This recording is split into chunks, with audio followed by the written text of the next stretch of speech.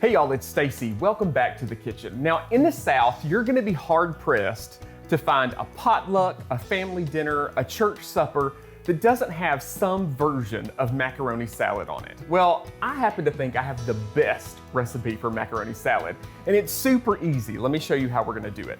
To start, I took about 3 cups of macaroni and I cooked it in salted water according to the package instructions. That equates to about a pound of dry pasta. Now, normally when you cook pasta, you don't want to rinse it. In this case, you do, because we want to rinse some of that extra starch off so that it doesn't all stick together. Our dressing is super simple. I've got about a cup of mayonnaise here. To this, I'm going to add about a half of a red onion that I finely diced. A lot of people find that red onion can be kind of strong, and that actually varies from onion to onion.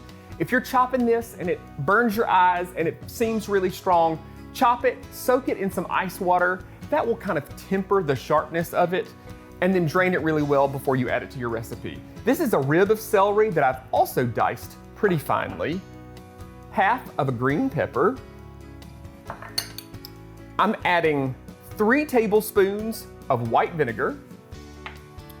I've got about 1 tablespoon of yellow mustard,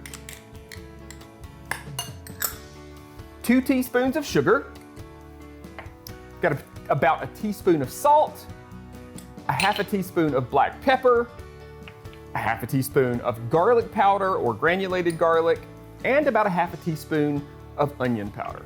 I'm just gonna stir this together to get all this combined. Now, my recipe has a little trick here.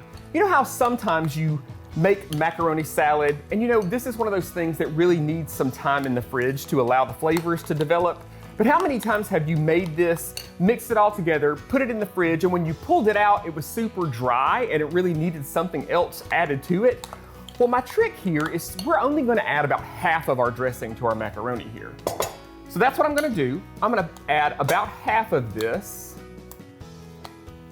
before it goes into the fridge and just give it a stir. This is gonna coat our macaroni and keep it from sticking together because this pasta is gonna continue to absorb, so it's going to absorb that dressing. And if we add it all right now, it's gonna absorb all that dressing and end up kinda dry.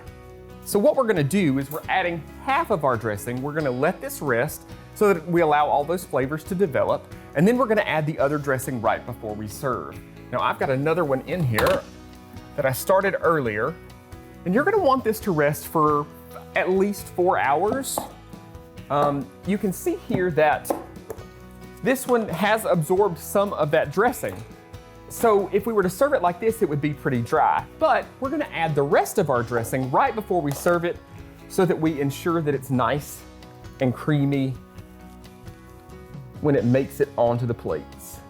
Just stir this together and it's ready. Folks, you can find this super easy recipe by heading over to the website at southernbite.com. Just visit the Simply Southern TV section right in the menu bar. Y'all enjoy. You know, Mary, you can find recipes anywhere, online, in a cookbook, hand-me-downs from older relatives. But the good thing about Stacey's recipes is that he always gives you helpful tips that will make your dish the best. It's very true. He always has suggestions that may not fit in the limited space of a recipe card. I am not a fan of raw red onion at all, but his tip to soak it in ice cold water, it's a really good one. I've actually used that in other recipes because it does tone down that sharp flavor those onions can have. Plus, now I know how to save a salad from becoming too dry before I take it to a potluck. Exactly. Just divide the dressing into 2 parts and add the second part right before you serve it. To read more of Stacey's kitchen wisdom, just visit his website at southernbite.com. We appreciate you joining us for Simply Southern today, but we are out of time.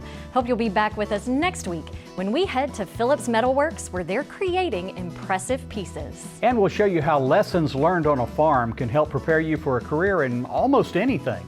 Maybe a lawyer or possibly even the president of one of Alabama's top universities.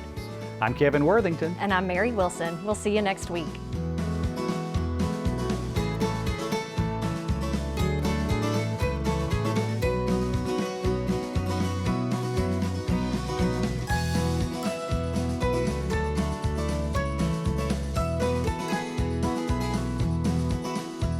Simply Southern is produced by the Alabama Farmers Federation and made possible with the support of Alabama Farmers Cooperative and these sponsors.